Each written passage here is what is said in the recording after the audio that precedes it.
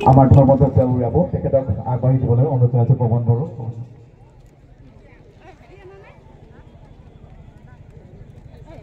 আইসকল উৰুলি দিব একেলগে